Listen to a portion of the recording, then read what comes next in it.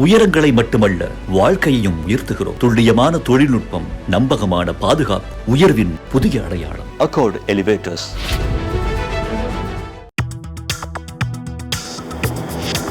Delivering smiles all around the professional careers. Reach us to reach them. Hormuz அந்த நீரினுடைய சம்பந்தமாக இன்றைக்கு ஓமனில் Iran அதிகாரிகள்லாம் பேச்சுவார்த்தை நடத்திக்கிட்டு இருக்காங்க. டொனால்ட் ட்ரம்ப்பும் பேச்சுவார்த்தைக்கு சுமூகமான முறையில் தான் போயிட்டுருக்கு அப்படிங்கிற அறிக்கையும் வெளியிட்டிருக்கிறாரு. எங்களோட பிளாக் இருக்கு, நாங்கள் தான் இங்கே கண்ட்ரோல் பண்ணிட்டு இருக்கோம். யார் அமெரிக்கா எங்கேயோ இருந்த அமெரிக்கா நீ இங்கே ஏன்டா கண்ட்ரோல் பண்ண கேட்கறதுக்கு நாங்கள். ஹொர்மூஸ் மொத்தத்துக்கு ஒரு 33 கிலோமீட்டர் விட்டு உள்ள ஒரு ஜலசந்தி. எப்படி பார்த்தாலும் ஒரு 16 kilometre Oman side, 16 kilometre Iran side. Iran சைடில் ரெகுலராக போக்குவரத்து நடந்துக்கிட்டே இருந்துச்சு. ஓமான் சைடில் அதிகமாக போக்குவரத்து நடக்கலை. உள்ளே போகிறது பூரா ஈரான் சைடு வழி, வெளியில் வர்றது ஃபுல்லாக ஓமான் சைடு. அப்போ போகும்போது ஈரானுக்கு பிப்ளிக்கு பிளாக்கி திரும்பி வர்றது ஓமானுக்கு அமௌண்ட் வர்ற மாதிரி என்னென்ன வழியெல்லாம் பண்ணுறாங்க. அதெல்லாம் வேலையை பார்த்துக்க நாங்களும் ஓமானும் பேசிக்கிறோம் அப்படின்ட்டு ஓமான் பேச்சுவார்த்தைக்கு வந்திருக்கு. அமெரிக்கா தனக்கு சாதகமான ஒரு நிலைக்கு ஓமானை தள்ளுறதுக்கான சில பேச்சுவார்த்தைகளில் ஏற்கனவே ஓமான் அமெரிக்கா அடிமை தானே. அந்த மொத்தம் இருக்க ஜிசிசி 6 கண்ட்ரி, சவுதியா இருக்கட்டும், குவைத்தா இருக்கட்டும், கத்தாரு, பஹ்ரைன், யுஏஇ, ஓமான் 6 நாடுகளும் அமெரிக்காவோட அடிமை. சவுதியாவே வாங்கியிருக்க அடி கொஞ்சம் நெஞ்சு இல்லை. ஏன்னா இதெல்லாம் இந்த பேச்சுவார்த்தைலாம் இது சொல்லுவாங்க. முன்னாடி நம்ம இதில் பழமொழி சொல்லுவாங்க, அடி உதவுறது போல் அண்ணன் கூட உதவ மாட்டாங்கல்ல. ஈரான் அடிச்சிருக்க அடி அப்பேற்பட்ட அடி. ஆகாயம் தமிழ் பார்வையாளர்களுக்கு அன்பு வணக்கம்.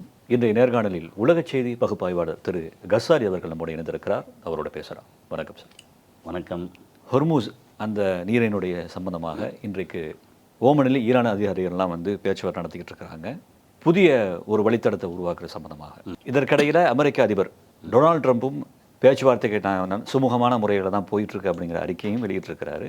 ஆனால் அதே நேரத்தில் அமெரிக்கா தன்னுடைய விரோத நடவடிக்கையை கைவிடும் வரைக்கும் எங்களுடைய நிலைப்பாடு இதுதான் அப்படிங்கிற ஸ்டேட்மெண்ட்டையும் ஈரான் தெரிவிச்சிருக்கு.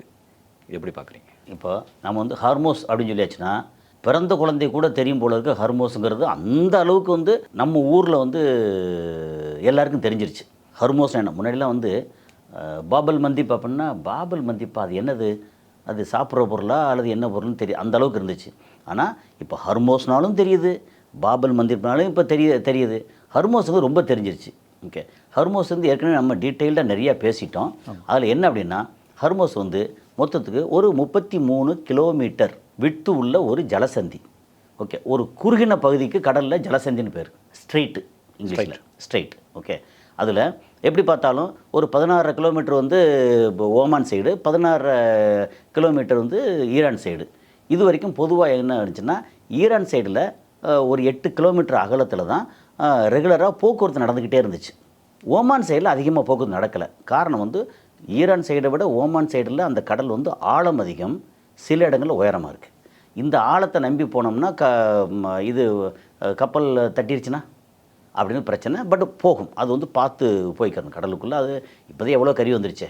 இப்போ என்ன நடந்துச்சுன்னா இவங்க ஈரான் அவங்க சைடில் வரதை அடித்தாங்கன்னா, நீ ஈரான் சைடில் வரல, நாங்கள் ஓமான் சைடு போகிறோம் அப்படின்னு அமெரிக்கா ஆரம்பித்தாங்க. அப்புறம் யுஏஇ, சவுதி எல்லாமே ஆரம்பித்தா ஒன்றா போட்டு அடின்னு அடித்து தள்ளின ஒன்று.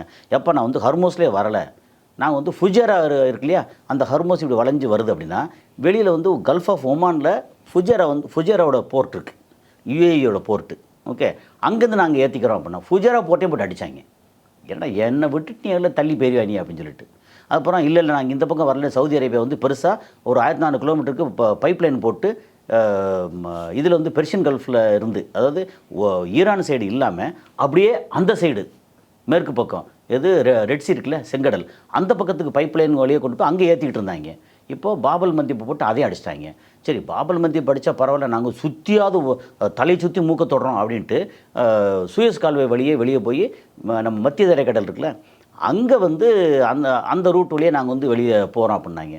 கரெக்டாக மத்திய தரைக்கடலில் ஒரு வாரத்துக்கு முன்னாடி அமெரிக்காவோட ஆயில் டேங்கர் ஷிப்பு, அதுக்கப்புறம் இன்னொரு ஷிப்பு, 2 ஷிப்பையும் அடித்தாங்க. அப்போ எந்த பக்கம் சுற்றி போனாலும் இந்த ரீஜனில் இருந்து எங்கள் சொல்ல மீறி நீங்கள் எதுவும் பண்ண முடியாது. முதல்ல எங்களுக்கு பேச்சுவார்த்தை இதெல்லாம் கொஞ்சம் சுமூகமாக வரட்டும். எங்கள் தலைகளை கொண்டிருக்காங்க, பிள்ளைகளை கொண்டிருக்காங்க, நிறைய இடத்துல அடிச்சிருக்காங்க. அடிக்கிறதுக்கு நீங்கள் கொடுத்த இடம் தான் காரணம். அப்போ உங்களை நான் அடிக்கிறேன், உங்களை இது வரைக்கும் மக்களை எந்த உங்களுடைய பொருளாதாரத்தில் பெருசாக அடிக்கலை, அடித்தது பூரா அமெரிக்கா தளங்கள் அப்படி வந்துருச்சா. இப்போ கடைசியாக வந்து ஒன்றா இவர் டெய்லி வந்து ஒரு 4-5 ட்வீட் போடுவார். இதில் அவரோட ட்ரூத் சோஷியல் மீடியான்னு ஒன்று இருக்குது.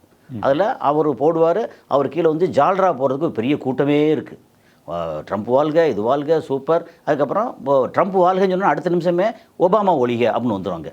நான் ட்ரூத் சோஷியல் மீடியா பார்க்க ஒரு மாதிரி ஜாலியாக இருக்கும். ஆனால் அவர் போடுறது எப்போவுமே நாங்கள் வந்து இதை பார்த்து சொல்கிறோம் கேட்க மாட்டாங்க இப்படிங்க. ஈரான் வந்து கொஞ்சம் வலிமையாக தான் இருக்காங்க, ஆனால் நல்லவங்க கிடையாது அப்படின்ற மாதிரி பயங்கரமாக பண்ணிட்டுச்சா. இடையில திடீர்னு வந்து சரி நாங்கள் வந்து ஒரு ஐடியா கொடுக்குறோம், இது 2 பேருக்கும் சொந்தம் தானே, ஈரானுக்கும் ஓமானுக்கும் சொந்தம் தானே, நான் எங்களோட பிளாக் கேட்டிருக்கேன், நாங்கள் தான் இங்கே வந்து கண்ட்ரோல் பண்ணிகிட்ருக்கோம். யார்? அமெரிக்கா.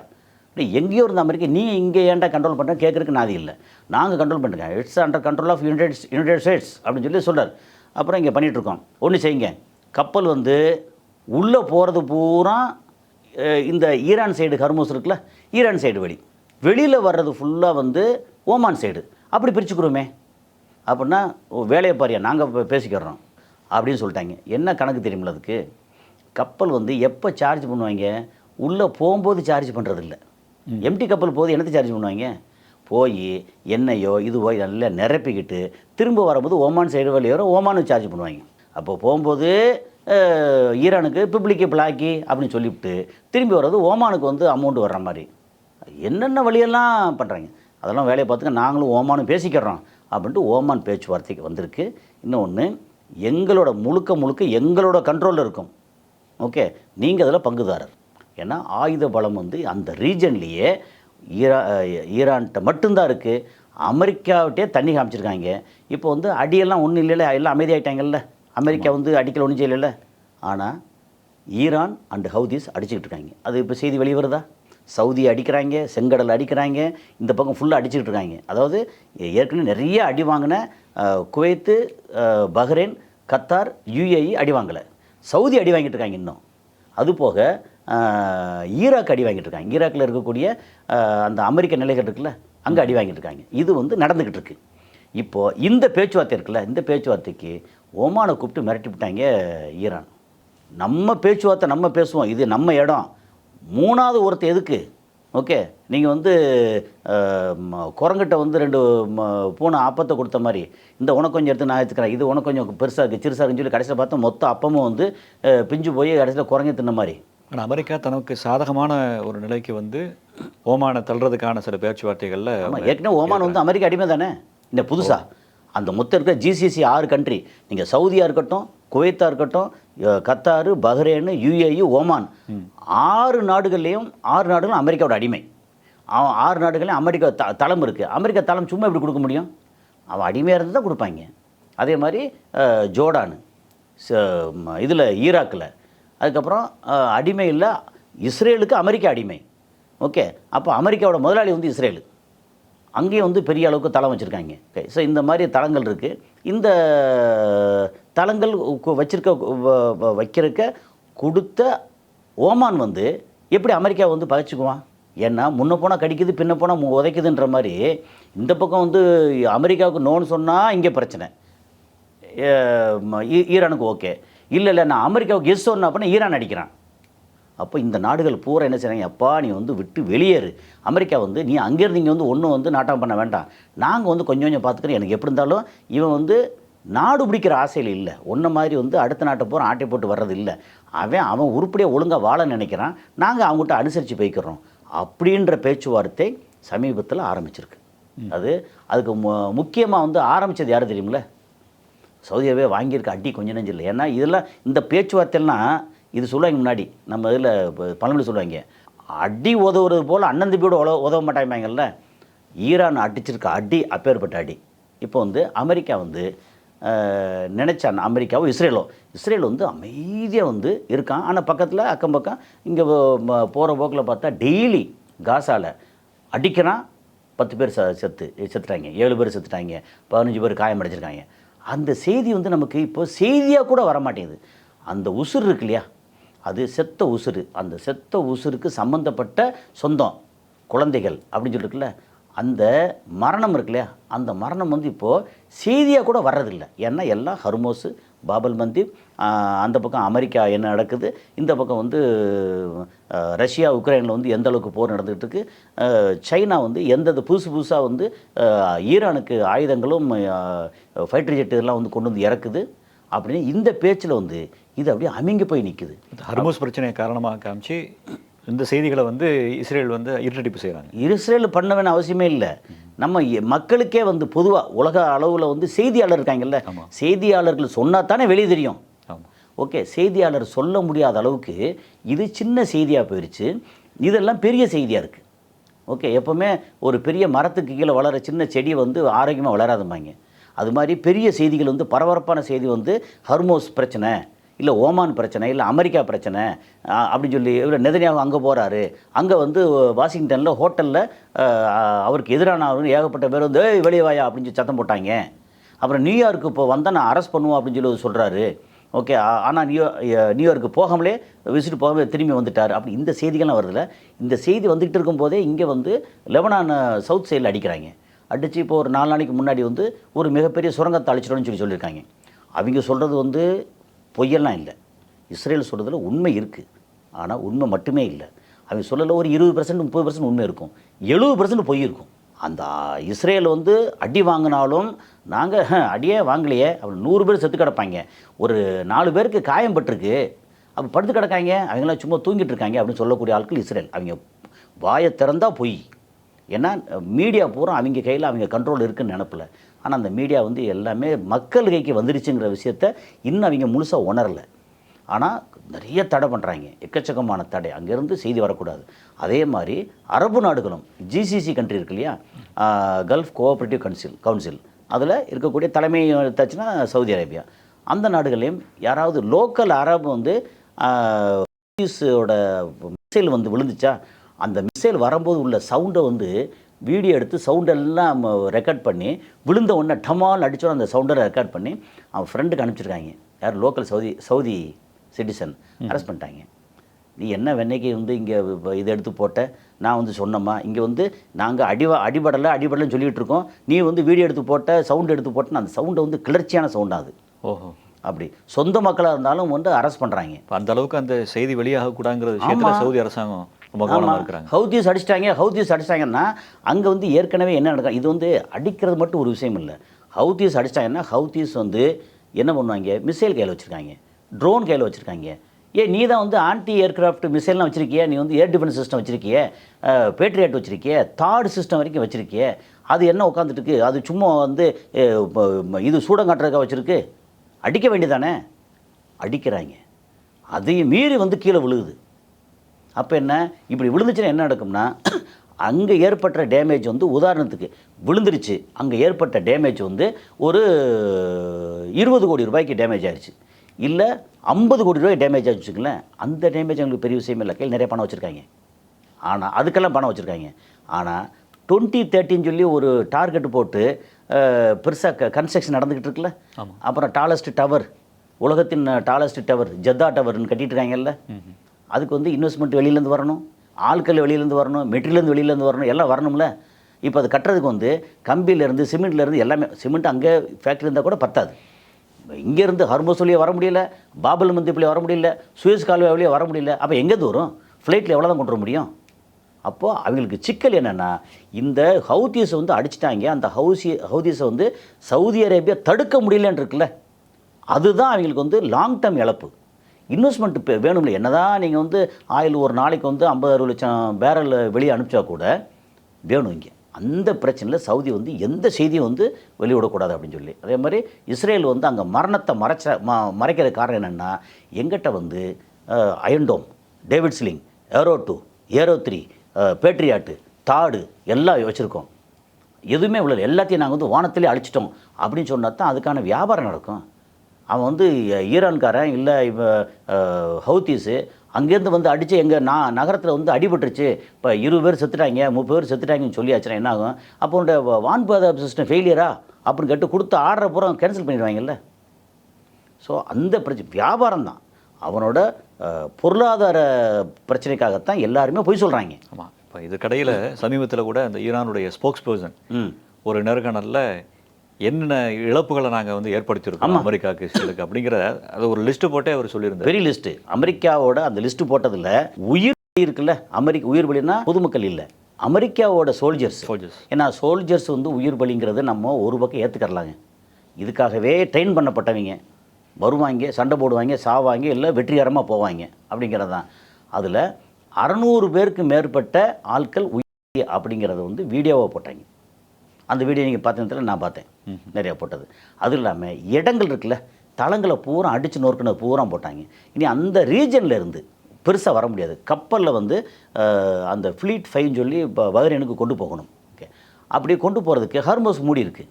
அப்போ எப்படி கொண்டு போவீங்க? அங்கே ஆயுதங்களோ இது எப்படி கொண்டு போவீங்க? அவங்களுக்கு தேவைப்படுற வசதிகளோ எப்படி கொண்டு போவீங்க? எவ்வளோ ஃப்ளைட்டில் கொண்டு போக முடியும்? ஃப்ளைட்டில் கொண்டு போனால் அந்த ஏர்ஃபோர்ஸு ஏர் பேஸ் இருக்குல்ல, அதையும் அடிச்சிருக்காங்க. அப்போ நீங்கள் உங்களால் அங்கே போய் இறக்கி ஈரானை அடிக்கிறதுக்கு வசதி இல்லை. உங்களுக்கு பஹ்ரைன் அவுட்டு, அதே அளவுக்கு குவைத் அவுட்டு, கத்தார் வந்து ஓரளவு அடிபட்டிருக்கு. ஆனால் கத்தாருக்கு நீங்கள் கொண்டு போனாலுமே, கப்பல் கொண்டு போனாலுமே ஹர்மோஸ்லேயே போகணும்ல, உங்கள் கப்பலை தான் விட மாட்டாங்களே. இப்போ நம்ம பேசிகிட்டு இருக்க நேரத்தில் நேற்றும் முந்தானத்தும் 2 கப்பல் அடிச்சிருக்காங்க. ஒரு கப்பல் எது தெரியுமா? அமெரிக்காவோட போர்க்கப்பல். வெளியே வரவே இல்லை, செய்தி வெளியே. அதான் சொல்லலை, இந்த பேச்சுவார்த்தை இதுன்னு சொல்லி இந்த டகால்ட்டி வேலையிலேயே இந்த செய்தி வெளியிடவே மாட்டாங்க. அமெரிக்காவோட போர்க்கப்பல் வந்து அடித்து நொறுக்கப்பட்டிருக்கு எங்கே? ஓமான், கல்ஃப் ஆஃப் ஓமான் இருக்குல்ல, அந்த ரீஜனில். அப்படின்னா ட்ரம்ப் வந்து சிங்கமாக கர்ஜித்து இருக்கணுமே. இப்போ கர்ஜனை பண்ணால் என்ன அடிக்கணும், கோவம் வருது. உதாரணத்துக்கு இப்படி வச்சுக்கோமே, உங்கள் மேலே எனக்கு பயங்கரமான கோவம், நான் வந்து உங்களை அடித்து சாக்கன்னு நினைக்கிறேன், நீங்கள் என்னோட வலிமையாக இருக்கீங்க.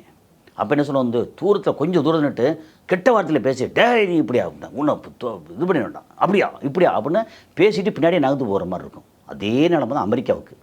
ஏன்னா இது வந்து நான் சொல்கிறது இல்லை, நீங்கள் வால் ஸ்ட்ரீட் ஜேர்னல்லேருந்து, அவங்க சென்காம் கொடுத்துருக்க டீட்டெயில் இருந்து, அப்புறம் ரிட்டையர்டு மிலிட்ரி ஆஃபீஸர் அமெரிக்கா இருக்கலாம் அவங்க கொடுத்ததுலேருந்து, அதுக்கப்புறம் வந்து மிலிட்ரியை சம்மந்தப்பட்ட டீட்டெயில் கொடுக்குறக்கு ஒரு ப்ரொஃபஸர் கொடுத்ததுலேருந்து அமெரிக்க கையில் ஆயுதங்கள் குறைவு. அதில் ரொம்ப முக்கியமாக வந்து அந்த டிஃபென்ஸ் ஆயுதம் இருக்கு இல்லையா, மிசைல், அது ரொம்ப குறைவு. அதுதான் இப்போ வந்து இதில் லாக்ஹீட் மார்ட்டின்னு சொல்லி ஒரு கம்பெனிக்கு வந்து ஆர்டர் கொடுத்து 1 வருஷத்துக்குள்ளே எங்களுக்கு 1000 வேணும்னு கேட்டிருக்காங்க. இப்போ வந்து 1 வருஷத்துக்குள்ளே எங்களுக்கு 2000 வேணும்னு கேட்டதாக தகவல். 1000க்கு வந்து 58.62 கிட்டத்தட்ட 5 லட்சம் கோடி இது கொடுத்து பண்ணிகிட்ருக்காங்க. அந்த கம்பெனி தான் வந்து F-35 வந்து செஞ்சு கொடுத்துட்ருக்காங்க. நெருக்கடியை கொடுத்தா என்னாகும்? அவங்களுக்கு மெட்டீரியல் வேணும், செய்யணும், மேன் பவரும் எல்லாம் செய்யணும்ல. ஓரளவு பண்ணலாம். 3 வருஷத்தில் செய்யக்கூடியதை 1 வருஷம் செஞ்சு கொடுத்துடலாம். அந்த 3 வருஷம் செய்யக்கூடியதை 3 மாதம் எப்படி செய்ய முடியும்? அதனால் அவங்களுக்கு ஒரு நெருக்கடி இருக்குது. அப்போ இவங்க வந்து அடித்தாங்கன்னா திருப்பி தாக்குறதுக்கு இவன்கிட்ட ஆயுதம் வேணும். சரி, இவங்க கையில் வந்து தாக்குறதுக்கு கொஞ்சம் ஆயுதம் இருக்குது. அதை தாக்குறோன்னே ஈரான் வந்து அடிபடுது பயங்கரமாக. அடிபட்டதுக்கப்புறம் வந்து திருப்பி அவங்க தாக்குறாங்கல்ல, அதை டிஃபெண்ட் பண்ணுறதுக்கு மேலே வந்து வானத்திலே போட்டு தாக்குறதுக்கு இது இல்லையே, குறைஞ்சி போச்சே. அதுக்கு பெரிய இதே கொடுத்தாங்கல்ல, 2300 2500 இருந்த 2025 இருந்த அந்த இந்த மிசைல், தடுப்பு மிசைல் இருக்கு இல்லையா, அது வந்து இப்போ வந்து வெறும் 750 தான் இருக்குது அப்படின்றாங்க. முடிஞ்சு போச்சு. அப்போ செஞ்சு ஆர்டர் கொடுத்து அது வர்ற வரைக்கும் வந்து வெட்டி போடுவேன், குத்தி போடுவேன் பேச்சுவார்த்தை இருக்குது, ப்ளீஸ் நீ நல்லவன் தான் ஆனால் மோசமாக இருக்க, இப்படியே வந்து அந்நியன் மாதிரி மாறி மாறி மாறி பேச. அதே தான் அது பார்த்தா ஒரே ஸ்டேட்மெண்ட்டில் அப்படி தான். என்னென்னா ஈரான் வந்து கொஞ்சம் பலசாலியை தான் தர்றாங்க, ஆனால் நான் போடுவோங்களே பார்த்துக்க, நான் யார் தெரியுமாடா, நான் வந்து உலகத்திலே வந்து ஒரு மிகப்பெரிய ஆயுத பலசாலி, அதெல்லாம் என்ன நீ பகைச்சிக்கிறாத, ஒழுங்கு மரியாதை வந்து ஹர்மோஸ் திறந்து விட்டுரு. ஏன் ஹர்மோஸ் முன்னாடி திறந்தாண்டா இருந்துச்சு, யாரும் கேட்கவே இல்லையே.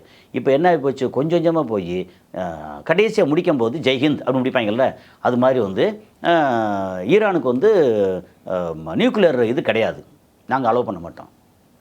நீ யாரா அலோவ் பண்ணுறதுக்கு? இஸ்ரேல் வந்து வச்சுருக்கான், அவன் வந்து கட்டுப்படவே மாட்டேங்கிறான், என்பிடிக்கும் கட்டுப்பட மாட்டான், ஐஏஇயை வந்து உள்ளே அலோவ் பண்ண மாட்டான், யாராக இருந்தாலும் பண்ண மாட்டான், கையில் வந்து இது இருக்குன்னு எல்லாம் சொல்லிட்டு இருக்காங்க. அதை வந்து செக் பண்ணுறதுக்கு வக்கு இல்லை. மற்ற இத்தனை நாடுகள் இருக்குது, எல்லா நாடுக்கும் வேடி தான் பார்க்குது அமெரிக்கா வச்சு. இப்போ அமெரிக்காவோட கை வந்து இறங்க ஆரம்பிச்சிருச்சா? இதில் அமெரிக்காவோட ஆயுத கப்பல், அமெரிக்காவோட மிலிட்ரி இது கப்பல் வந்து அடிபட்டிருக்கு. இன்னொரு எண்ணெய் கப்பல் வந்து நேற்று நைட்டு அடிபட்டிருக்கு. அது எல்லாம் வந்துக்கிட்டே இருக்குது. ஓகே, அதில் ஃபேக்ட் செக் பண்ண, ஆமாம் இந்த ரீஜனில் அடிபட்டிருக்கு. அதே மாதிரி பாபல் மந்திப் வழியாக வந்து பெருசாலாம் கப்பல்கள் போகலை. சவுதி அரேபியா வந்து ரொம்ப இதாக இருக்காங்க. சவுதி அரேபியா என்ன சொல்கிறாங்கன்னா, ஒரு 15 நாடுகளை ஒன்று சேர்த்துக்கிட்டு பாபல் வந்து இப்படியே நம்ம போகிறதுக்கு நம்ம ரெடி ஆகும், நீ 15 நாடு இல்லை 150 நாடு வந்தாலும் நான் விட மாட்டேனா அப்படின்னு சொல்லி இவங்க ஹவுத்திஸ் நிற்கிறாங்க. ஏன்னா அவங்க மற்றவங்களாம் தேடி வந்து இங்கே வந்து பாதுகாப்பு கொடுக்கணும். இவன் மேலே உட்காந்து டொம்பு டொம்புன்னு அடித்தான்னா, எப்போவுமே வந்து கண்ணாடி வீடு கட்டியிருக்கவன் இருக்கான்ல, அவன் கேர்ஃபுல்லாக இருக்கணும். வெளியில் இருக்கவன் வந்து ஒன்றுமே இல்லை, நீ அடிச்சுட்டு போ, அவனு கண்ணாடி வீட்டில் போய் எரிஞ்சால் கண்ணாடி சதுரும், யாருக்கு லாஸு? ஸோ இப்போ சவுதி அரேபியாவோட நிலைமை வந்து அவன் கண்ணாடி வீட்டில் இருக்கான். ஹவுத்திஸ் அப்படி இல்லை, ஏற்கனவே அடிபட்டு மிதிபட்டு பஞ்ச பராரியாக இருக்காங்க. ஆனால் ஆயுதங்கள் மட்டும் வந்து கரெக்டாக அவன் கொடுத்துக்கிட்டு இருக்காங்க ஈரான். இந்த மாதிரி சூழலில் வந்து இன்றைக்கி கரண்ட்டில் இவ்வளோ தூரம் வந்துருச்சுல்ல, இதோட முடிவு என்ன அப்படின்னு சொல்லியாச்சு. நமக்கு வந்த தகவல் ரொம்ப சீரியஸான கெட்ட தகவல். இப்போ சமீபத்தில் அமெரிக்காவிற்கு பயணமாகி போன இஸ்ரேலுடைய பிரதமர் நெதன்யாகு அங்கே போயிட்டு வந்ததுக்கு பிறகு எந்த விதமான அறிக்கையும் விடாமல் ரொம்ப அமைதியாக இருக்கக்கூடிய ஒரு சூழ்நிலை இருக்குது. இந்த அமைதியினுடைய பின்னணி என்ன? இது எந்த அளவுக்கு எதிரொலிக்கும்? என்னென்னா, இந்த ஒரு பக்கம் பேச்சுவார்த்தை, மிரட்டல், கெஞ்சல், அப்புறம் இஸ்ரேல் வந்து நான் வந்து அடைக்கிறோம், இது செஞ்சிடும், பரவாயில்ல, இப்படிலாம் பண்ணிடுவோம் அப்படின்னு ஒரு பக்கம். நெதன்யாகு பேச்சுவார்த்தையே கிடையாது, ரொம்ப அமைதியாக இருக்காங்க. ஆனால் நெதன்யாகு, அமெரிக்கா எல்லாம் சேர்ந்து ஒரே டைமில் இங்கே ஈரான் சம்மந்தப்பட்ட ப்ராக்சிஸு அத்தனை பேரையும் வந்து ஒரே டைமில் அடித்து குமிச்சிடுறது. நீங்கள் வந்து சனா அந்த ஏடன் அந்த சைடு இருக்குது பார்த்தீங்களா, ஏமனில், அதில் ஹவுத்தீஸு சம்மந்தப்பட்டு எவன் பொதுமக்கள் அதெல்லாம் பிரச்சனை இல்லை. ஏன்னா இஸ்ரேலாக இருக்கட்டும் அமெரிக்காவாக இருக்கட்டும் பொதுமக்களை பற்றி கவலைப்பட மாட்டாங்க.